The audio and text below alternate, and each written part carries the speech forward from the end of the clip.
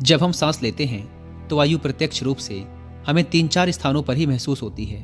कंठ, हृदय, फेफड़े और पेट। मस्तिष्क में गई हुई वायु का हमें पता ही नहीं चलता। कान और आंख में गई हुई वायु का भी कम ही पता चलता है। श्वसन तंत्र से भीतर गई वायु अनेकों प्रकार से विभाजित हो जाती है, जो अलग अलग क्षेत्र में जाकर अपना अपना कार्य करके पुनः भिन्न रूप में बाहर निकल आती है। यह सब इतनी जल्दी होता है कि हमें इसका पता ही नहीं चल पाता। हम सिर्फ इतना ही जानते हैं कि ऑक्सीजन भीतर गई और कार्बन डाइऑक्साइड बाहर निकल आई, लेकिन भीतर वह क्या क्या सही या गलत करके आ जाती है, इसका कम ही ज्ञान हो पाता है। यदि हम जोर से गहरी सांस लेते हैं तो तेज प्रवाह से शरीर के अंदर के बैक्टीरिया नष्ट होने लगते हैं। कोशिकाओं की रोगों से लड़ने की क्षमता बढ़ जाती है। बोन मैरो में नए रक्त का निर्माण होने लगता है। आंतों में जमा मल विसर्जित होने लगता है। मस्तिष्क की जागरूकता लौट आती है, जिससे स्मरण शक्ति दुरुस्त हो जाती है। न्यूरॉन की सक्रियता से सोचने समझने की क्षमता पुनः जिंदा हो जाती है। फेफड़ों में भरी भरी हवा से आत्मविश्वास वापस लौट आता है। सोचें, जब जंगल में हवा का एक तेज झोंका आता है तो जंगल का रोम रोम जागृत होकर सजग हो जाता है। सिर्फ एक झोंका। कपाल भारती या भस्त्रिका प्राणायाम तेज हवा के अनेकों झोंके जैसे हैं। बहुत कम लोगों में क्षमता होती है आंधी लाने की। लगातार अभ्यास से ही आंधी का जन्म होता है। 10 मिनट की आंधी आपके शरीर और मन के साथ आपके संपूर्ण जीवन को बदल कर रख देगी। आजकल अधिकतर लोगों की सांसें उखड़ती बिखरती रहती हैं, उथल पुथल भरी रहती हैं या फिर तेजी से चलती रहती हैं। उन्हें पता ही नहीं चलता कि कैसे चलती रहती हैं। क्रोध का भाव उठा तो सांसें बदल जाती हैं। काम वासना का भाव उठा तब भी सांसें बदल जाती हैं। हमारे प्रत्येक भाव और विचार से तो सांसें बदलती ही हैं, लेकिन हमारे खान पान, रहन सहन से भी यह बदलती रहती हैं। असल में हमारी सांसों का हमारे मन की स्थिति और हमारी शारीरिक अवस्था से सीधा संबंध होता है। पूरा योग विज्ञान ही सांसों को सही तरीके से लेने में टिका हुआ है। तो अगर हम सिर्फ सांसों को सही तरीके से लेना सीख जाते हैं तो हमारा जीवन जादू की तरह बदल जाएगा। आज की इस प्राचीन यौगिक कहानी के माध्यम से हम सांसों को सही तरीके से लेने का तरीका और सांसों के जादुई रहस्य के बारे में विस्तार से जानेंगे। बहुत समय पहले की बात है। एक ऋषि अपने आश्रम में छात्रों को योग, ध्यान और प्राणायाम की शिक्षाएं दिया करते थे। ऋषि खुद भी एक योगी थे। उन्होंने अपने कई वर्ष हिमालय की गुफाओं में साधना करते हुए बिताए थे, जहां उन्होंने बहुत से सूक्ष्म मानवीय आयामों को गहराई से समझा था। और अब वो अपने इसी अनुभव और ज्ञान को शिष्यों के माध्यम से जन समूह तक पहुंचाना चाहते थे। एक दिन रात्रि भोजन के पश्चात उनके आश्रम का सबसे बुद्धिमान और होनहार छात्र उनके पास आता है। छात्र के चेहरे को देखकर गुरु समझ गए कि उसके मन में कुछ प्रश्न उठ रहे हैं। गुरु के नजदीक आते ही छात्र ने उन्हें प्रणाम किया और कहा, गुरुदेव, मैं आपसे कुछ प्रश्न पूछना चाहता हूँ।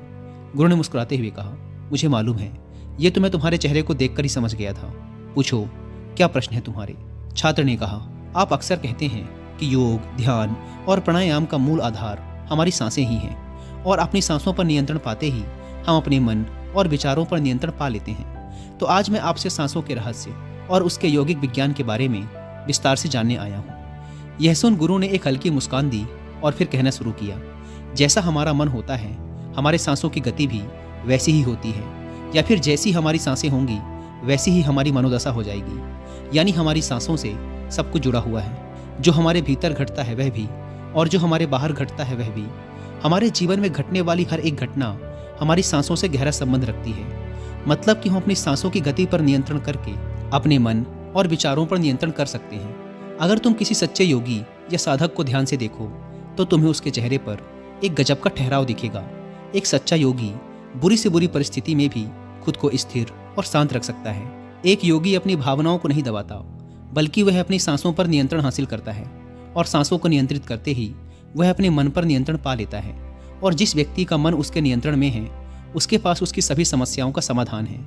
गुरु ने छात्र की तरफ इशारा करते हुए कहा, तुमने कुछ योगियों के बारे में सुना होगा कि वो 150, 200 या 300 सालों तक भी जी जाते हैं। तो आखिर वो इतने लंबे समय तक खुद को जीवित कैसे रख पाते हैं? असल में उनका नियंत्रण अपनी सांसों पर होता है, जिसे प्राण ऊर्जा भी कहते हैं। प्राण ऊर्जा हमारे चारों तरफ है। इसे कितनी मात्रा में लेना है और छोड़ना है, यह एक योगी अच्छी तरह से जानता है, और वह इस काम पर बहुत हद तक महारत हासिल कर लेता है। इसीलिए वह इस प्राण ऊर्जा का उपयोग अपनी ज़रूरत के हिसाब से कर सकता है और खुद को दीर्घायु बना सकता है। अगर तुम अपने शरीर को स्वस्थ रखना चाहते हो, सामान्य से अधिक क्षमता चाहते हो, तेज बुद्धि चाहते हो, तो तुम्हें अपनी सांसों को समझना होगा, उन्हें नियंत्रित करना होगा, और उन्हें नियंत्रित करते ही तुम्हारे जीवन में सब कुछ व्यवस्थित हो जाएगा।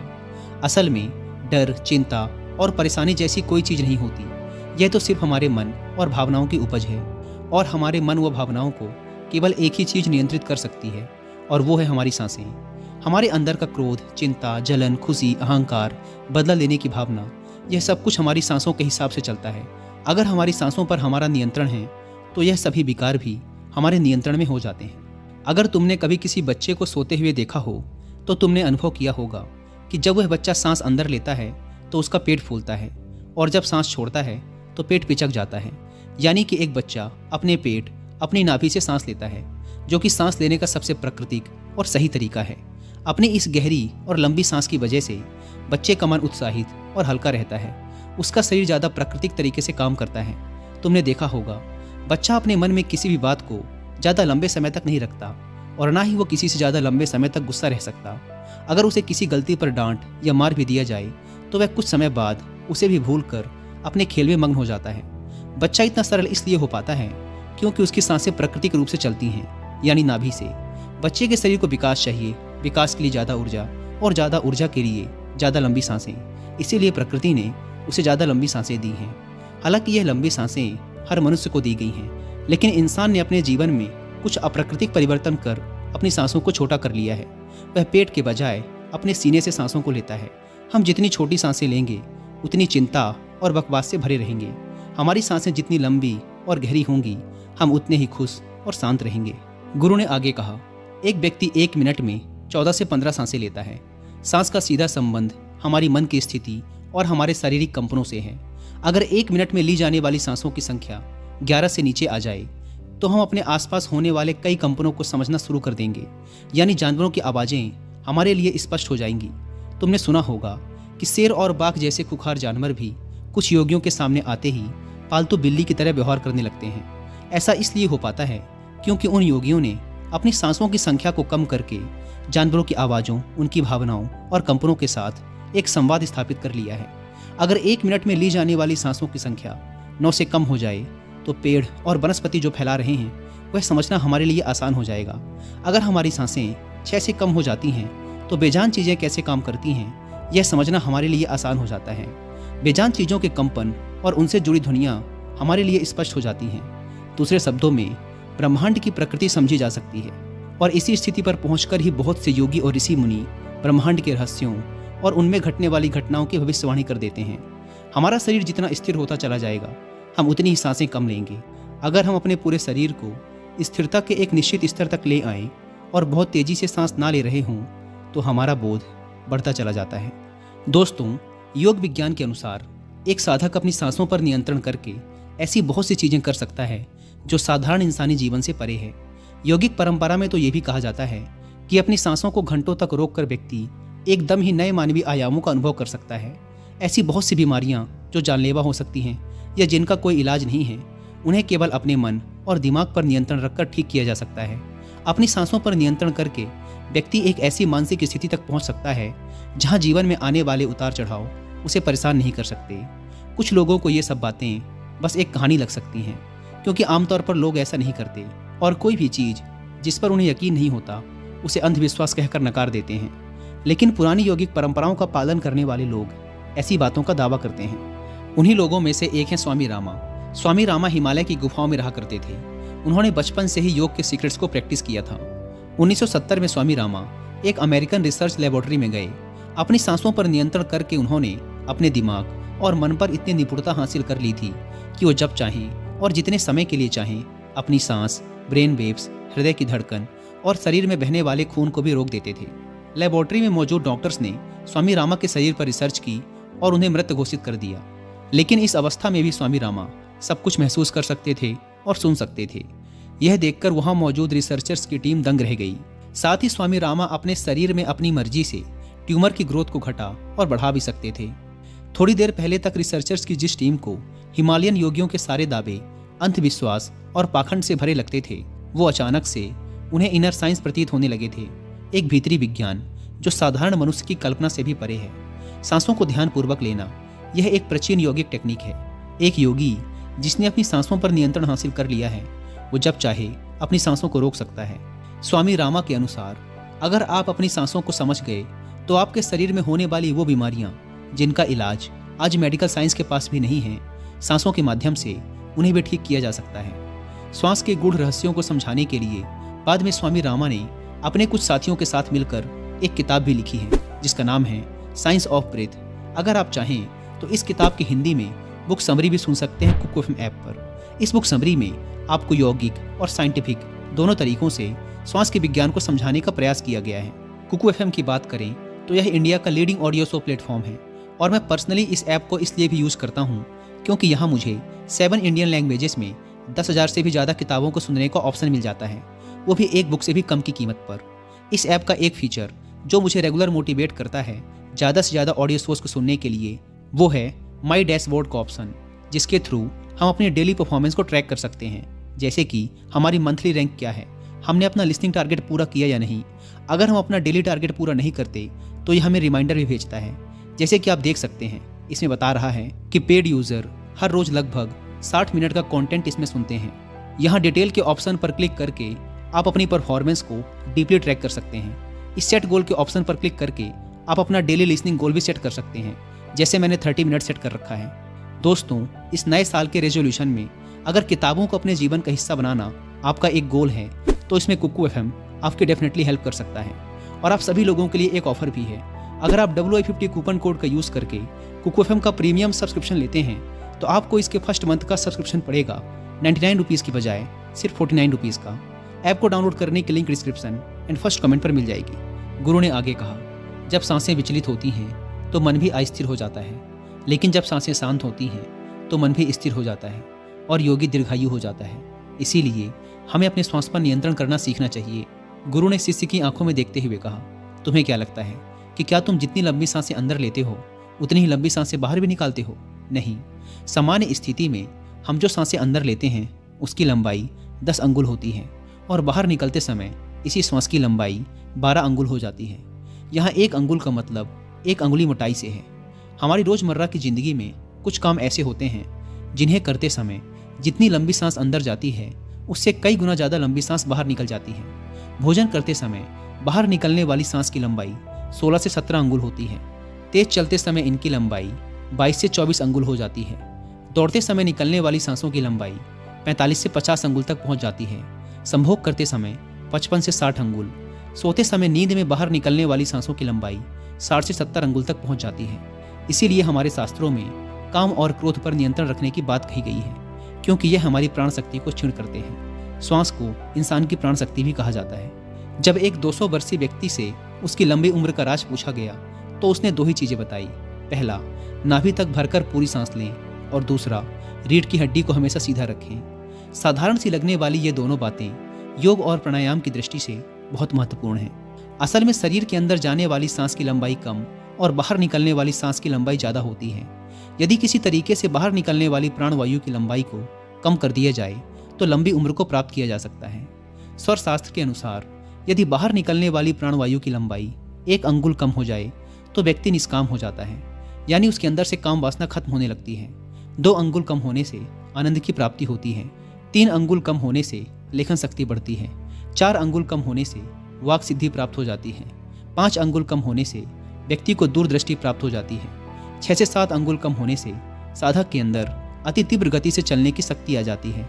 वह कुछ ही पलों में एक स्थान से दूसरे स्थान पर पहुंच सकता है। 8 अंगुल कम होने से साधक को 8 सिद्धियां प्राप्त हो जाती हैं। पवन पुत्र हनुमान को 8 सिद्धि नवनीत के दाता इसीलिए कहा जाता था क्योंकि उन्होंने 8 सिद्धियों को प्राप्त कर रखा है। यह 8 सिद्धियां हर इंसान में होती हैं, बस जरूरत है तो इन्हें जागृत करने की। बाहर निकलने वाली सांस की लंबाई 12 अंगुल कम होने पर योगी को इच्छा मृत्यु प्राप्त हो जाती है। फिर वह जब तक चाहे खुद को जीवित रख सकता है। लेकिन ये सोई हुई शक्तियाँ केवल तभी जागृत होंगी जब मन में इन्हें जागृत करने की तीव्र अभिलाषा होगी, और मन का स्थूल रूप श्वास है। इसीलिए सबसे पहले श्वासों पर नियंत्रण करना पड़ता है।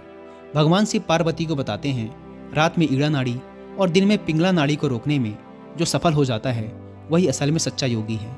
दोस्तों, नाड़ी विज्ञान के बारे में हम किसी और वीडियो में विस्तार से बात करेंगे। गुरु ने आगे कहा, अगर तुम अपनी सांसों को नियंत्रित कर लेते हो तो तुम बहुत सी चीज़ों को समझ सकते हो, फिर चाहे वह प्राकृतिक हो या अप्राकृतिक। हमारी सांसों से हमारा पूरा तंत्र नियंत्रित होता है, शारीरिक और मानसिक दोनों। हम अपनी सांसें धीमी करके भाग नहीं सकते। भागते समय हमारी सांसें तेज हो जाती हैं, क्योंकि हमारी सांस हमारे शरीर को एक अज्ञात ऊर्जा देती है। जब हम अपने शरीर से सामान्य से अधिक काम लेते हैं तो हमें ज़्यादा ऊर्जा की जरूरत पड़ती है और उस ऊर्जा की पूर्ति के लिए हमारी सांसें तेज हो जाती हैं। दूसरा, हम अपनी सांसों को धीमा करके क्रोध नहीं कर सकते। जब हमें क्रोध आता है तो हमारी सांसें छोटी और सामान्य से अधिक तेज चलने लगती हैं, क्योंकि हमारे भीतर जो क्रोध उठ रहा है वह भी हमारी ऊर्जा को खर्च करता है। एक कामुक व्यक्ति जो अभी अपनी काम वासना का वशीभूत हो चुका है, जैसे जैसे उसकी काम वासना तेज होती चली जाएगी वैसे वैसे उसकी सांसें भी तेज होती जाएंगी। यानी कि कोई भी व्यक्ति अपनी सांसों को धीमा करके काम वासना में नहीं उतर सकता। जिन योगियों ने काम सूत्र लिखा या काम वासना को समझा, उन्होंने जान लिया था कि काम वासना को नियंत्रित कैसे किया जा सकता है या कैसे ब्रह्मचार्य में उतरा जा सकता है। तो असल में हमारी सांसों की गहराई और उसकी गति से हमारे पूरे शारीरिक और मानसिक तंत्र पर प्रभाव पड़ता है, जिसमें से कुछ हम बाहरी रूप से देख सकते हैं, जैसे मनुष्य का खुश होना, गुस्सा करना या भागते समय उसकी सांस फूलना। सांसों पर नियंत्रण करने के बाद हमारे भीतरी विचारों पर भी प्रभाव पड़ता है। सांसों को बदलकर हमारी भावनाओं और विचारों को भी तुरंत बदला जा सकता है। इतना कहकर गुरु कुछ देर के लिए मौन हो गए।